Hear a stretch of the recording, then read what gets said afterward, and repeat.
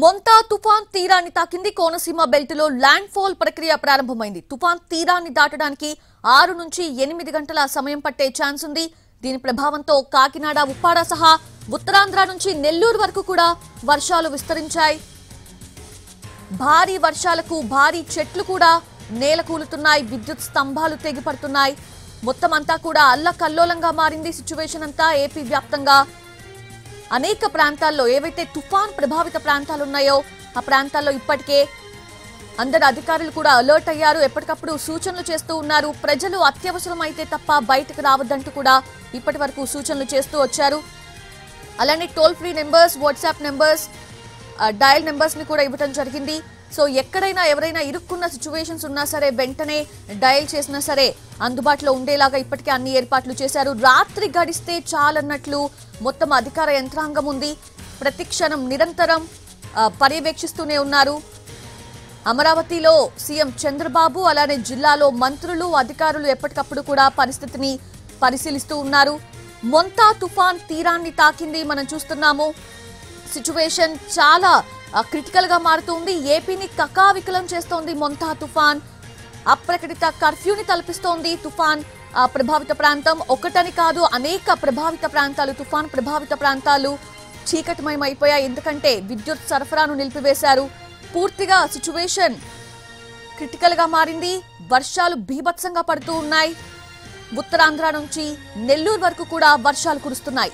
ఈ సమయం అత్యంత కీలకమని వాతావరణ శాఖ అధికారులు చెప్తున్నారు.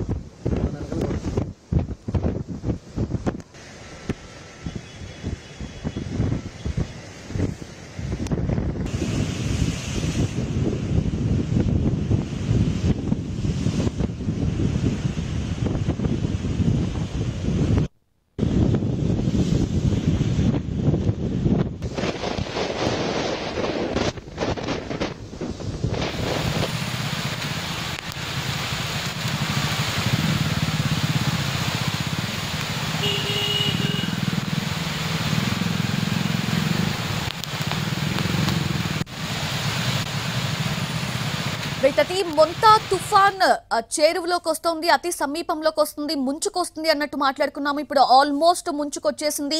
మొంతా తుఫాన్ తీరాన్ని తాకింది. కోనసీమ బెల్ట్ లో ల్యాండ్ ఫాల్ ప్రక్రియ అయితే ప్రారంభమైంది. విశాఖలో పరిస్థితి ఏ విధంగా ఉంది తెలుసుకునే ప్రయత్నం చేద్దాము. మా ప్రతినిధి చిరంజీవి లైవ్ లో అందుబాటులో ఉన్నారు. చిరంజీవి, అక్కడ సిచ్యువేషన్ ఎలా ఉంది? అధికారులు అలర్ట్ గానే ఉన్నారా?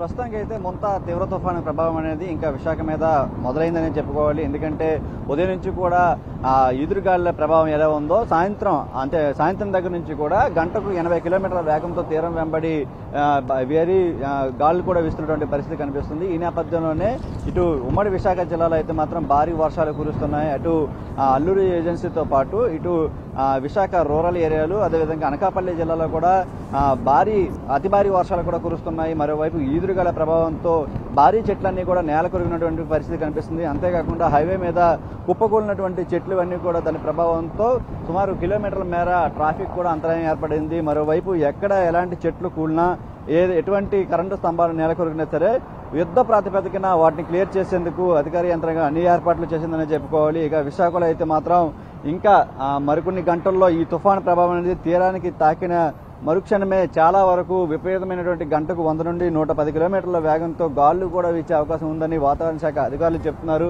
ప్రస్తుతం బంగాళాఖాతం అంతా కూడా అల్లకల్లోలంగా మారింది. బీచ్ సరౌండింగ్ ప్రాంతాలన్నింటినీ కూడా దాదాపుగా పోలీసులు మొత్తం పహారా కాస్తున్నారు. ఎవరిని కూడా లోపలికి అలౌ చేయట్లేదు. ఎందుకంటే పూర్తిగా అల్లకల్లోలంగా మారినటువంటి ఈ బీచ్ వద్ద ఎవరైనా సరే దిగితే చాలా వరకు ప్రాణ నష్టం కూడా జరిగే అవకాశం ఉంటుంది కాబట్టి ముందు జాగ్రత్తల భాగంగానే ఎవరిని కూడా అలౌ చేయడం లేదు. మరోవైపు పెద్ద పెద్ద హోర్డింగ్లు ఇవన్నీ కూడా చాలా ప్రమాదకరంగా మారాయి. అటువంటి ప్రాంతాల్లో ఎవరు కూడా ప్రజలు ఉండకూడదని చెప్పేసి స్పష్టమైన ఆదేశాలు కూడా జారీ చేయడం జరిగింది. మరోవైపు చూస్తున్నాం ఇటు బీచ్ వద్ద ఒకసారి గాలుల తీవ్రత అనేది, కొబ్బరి చెట్లు అవన్నీ కూడా దిశ ఇటువైపు వెళ్తున్నాయి. ఒకసారి చూడొచ్చు, గంటకు 80 కిలోమీటర్ల వేగంతో ఈదురుగాలు వీస్తున్నాయి. మరోవైపు సముద్రం కూడా అల్లకల్లంగా మారినటువంటి పరిస్థితి. ఈ నేపథ్యంలోనే భారీ వర్షాలు కూడా అటు ఏజెన్సీ ప్రాంతాల్లో, ఇటు అంతేకాకుండా ఈ గాజువాక పరిసర ప్రాంతాల్లో కుంభవృష్టి అంటే ఫ్లాష్ ఫ్లడ్స్ లాగా భీకరమైనటువంటి వర్షాలు కురవడంతో అక్కడ చాలా వరకు రోడ్లను కూడా నీట మునిగి మలకాపురం పోలీస్ స్టేషన్ లోపల కూడా నీరు వెళ్ళిపోయినటువంటి పరిస్థితి. వర్షపు నీరంతా కూడా అంతలా భారీ వర్షాలు కురిశాయి. వాస్తవంగా ఇక్కడ మనకు వచ్చినటువంటి లెక్కల ప్రకారం 15 నుంచి 20 సెంటీమీటర్ల పైనే చాలా చోట్ల వర్షం కూడా నమోదైనట్టు కూడా చెప్తున్నారు. ప్రస్తుతానికి ఈదురుగాళ్ల ప్రభావం అనేది కొనసాగుతుంది. మరి ఈ అర్ధరాత్రి ప్రభావం ఎలా ఉంటుందో చాలా జాగ్రత్తగా ఉండాలి. అత్యవసరమైతే తప్ప బయటికి రాకూడదని చెప్పేసి అధికారులు కూడా హెచ్చరించిన పరిస్థితి. మరోవైపు ఎప్పటికప్పుడు మానిటరింగ్ కూడా చేస్తున్నారు. ముఖ్యంగా ఈ విద్యుత్ సంబంధించి ఎటువంటి ఆటంకాలు ఎదురవుతాయో ఆ ప్రాంతాలన్నింటిలో కూడా యుద్ధ ప్రాతిపదికన రిపేర్ చేసేందుకు, మళ్ళీ అక్కడ అంతా కూడా పునరుద్ధరించేందుకు టీమ్స్ అన్ని కూడా సిద్ధం చేసినటువంటి పరిస్థితి కనిపిస్తుంది. మరి విశాఖ మీద కాకినాడ తర్వాత, మచిలీపట్నం తర్వాత అత్యంత ప్రభావం చూపించే విశాఖ మీద కూడా ఉంటుంది కాబట్టి గతంలో కూడా చాలా వరకు తిత్లీ తుఫాను, ఇటువంటి ఫైలన్ తుఫాను, ఇటువంటివన్నీ కూడా చాలా చూసినటువంటి మత్స్యకారులు ముఖ్యంగా భయాందోళనకు గురవుతున్నారు. ఎందుకంటే తీరం వెంబడి అతి పొడవైనటువంటి సుమారు 45 కిలోమీటర్ల పొడవైనటువంటి కోస్టల్ ఏరియా ఉన్నటువంటి విశాఖ, మరి మత్స్యకార కుటుంబాలన్నీ కూడా బిక్కుబిక్కుమంటూ ఉంటున్న పరిస్థితి. వాళ్ళందరినీ కూడా ఇప్పటికే చాలా వరకు పునరావాస కేంద్రాలకు తరలించారు. ఎందుకంటే ఎక్కడైతే బలహీనంగా ఇల్లు ఉంటాయో అవన్నీ కూడా ప్రమాదకరంగా మారే అవకాశం ఉంటుంది కాబట్టి ముఖ్యంగా వాటన్ని ప్రాంతాల్లో ఇప్పటికే అలర్ట్ చేయడం జరిగింది. వాళ్ళందరినీ సురక్షిత ప్రాంతాలకు కూడా చేశారు. మరి ఈ రోజు రాత్రి అంటే ఇంకా మరో 2-3 గంటల్లో పూర్తిగా ఇది ఇక్కడ విశాఖ తీరాన్ని తాకిన తర్వాత దీని ప్రభావం ప్రచండంగా ఉండే అవకాశం ఉంటుంది కాబట్టి దానికి తగ్గ అన్ని జాగ్రత్తలు కూడా తీసుకుంటారు. అత్యవసరమైతే తప్ప రావద్దని చెప్పి అధికారులు కూడా హెచ్చరికలు జారీ చేస్తున్నటువంటి పరిస్థితి కనిపిస్తుంది. మీరు ఈ నేపథ్యంలోనే ఈ ముంతా తీవ్ర తుఫాన్ అనేది ప్రభావం విశాఖ మీద కూడా చాలా ఎక్కువగా ఉండే అవకాశం ఉంటుంది కాబట్టి ప్రజలంతా కూడా జాగ్రత్తగా ఉండాలని చెప్పి అధికారులు ఇప్పటికే హెచ్చరికలు జారీ చేశారు. తీరం వెంబడి ఇప్పటికే 70 నుంచి 80 కిలోమీటర్ల వేగంతో బలమైన ఈదురుగాలు వీస్తున్నాయి. మరి తీరాన్ని తాకే సమయంలో ఖచ్చితంగా 100 నుండి 110 కిలోమీటర్ల వేగంతో ఈ తీవ్ర తుఫాను ప్రభావంతో ఈదురుగాలు వీచే అవకాశం ఉంటుంది కాబట్టి అలాంటి సమయంలో చాలా వరకు జాగ్రత్తగా ఉండాలని చెప్పేసి ఇప్పటికే అధికారులు హెచ్చరించినటువంటి పరిస్థితి కనిపిస్తుంది. ముఖ్యంగా రాత్రి ఈరోజు అతి భారీ వర్షాలు కురిసే అవకాశం ఉండి లోతట్టు ప్రాంతాలన్నీ కూడా పూర్తిగా జలమయ్యే అవకాశం ఉంటుంది కాబట్టి ఖచ్చితంగా ప్రజలంతా కూడా సురక్షిత ప్రాంతాలకు చేరుకోవాలని చెప్పేసి ఇప్పటికే అధికారులు స్పష్టమైన ఆదేశాలు అయితే జారీ చేయడం జరిగింది. Chiranjeevi, thanks for the live updates. Right, అది మా ప్రతినిధి చిరంజీవి చెప్తున్నట్లుగా ప్రస్తుతం అయితే విశాఖ తీరంలో గంటకు 70 నుంచి 80 కిలోమీటర్ల మేర గాలులు వీస్తూ ఉన్నాయి. అయితే తీరాన్ని తాకే టైంలో 100కు పైనే తీవ్రత ఉండే అవకాశం కనిపిస్తూ ఉంది. అయితే పూర్తిగా సంసిద్ధతతో ఉన్నారు అధికార యంత్రాంగం అంతా కూడా. ఇప్పటికే ప్రజల్ని అలర్ట్ చేయటం, అలానే అధికారులు కూడా అలర్ట్ గా ఉన్నారు. ఎక్కడికక్కడ ఎటువంటి సిచ్యువేషన్స్ జరగకుండా, క్రిటికల్ సిచ్యువేషన్స్ జరగకుండా అన్ని ఏర్పాట్లు కూడా చేశారు. భారీ వృక్షాలు నేలకూలుతున్న సందర్భాలు మనం చూస్తున్నాము. వాటిని ఎప్పటికప్పుడు కూడా తీసివేసే ఏర్పాట్లు కూడా ముమ్మరంగా సాగుతూ ఉన్నాయి. కేంద్రం కూడా ఎప్పటికప్పుడు మానిటర్ చేస్తూ ఉంది, రాష్ట్ర ప్రభుత్వంతో సంప్రదిస్తూ ఉంది. ఎలా ఉంది సిచ్యువేషన్, ఏంటి, ఏదైనా సహాయం కావాలా అనేది కూడా.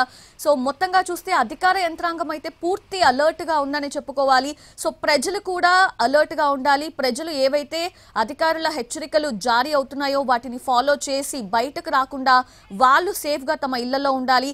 అండ్ చాలా మంది ప్రజలు ఎవరైతే తీర ప్రాంతాల్లో, లోతట్టు ప్రాంతాల్లో ఉంటారో వాళ్ళని ఇప్పటికే సురక్షిత ప్రాంతాలకు తరలించారు కాబట్టి సో ఇంకా ఎవరైనా అక్కడే ఉన్న నేపథ్యం ఉంటే వాళ్ళు వెంటనే సురక్షిత ప్రాంతాలకు వెళ్లాలని కూడా సూచిస్తూ ఉన్నారు అధికారులు.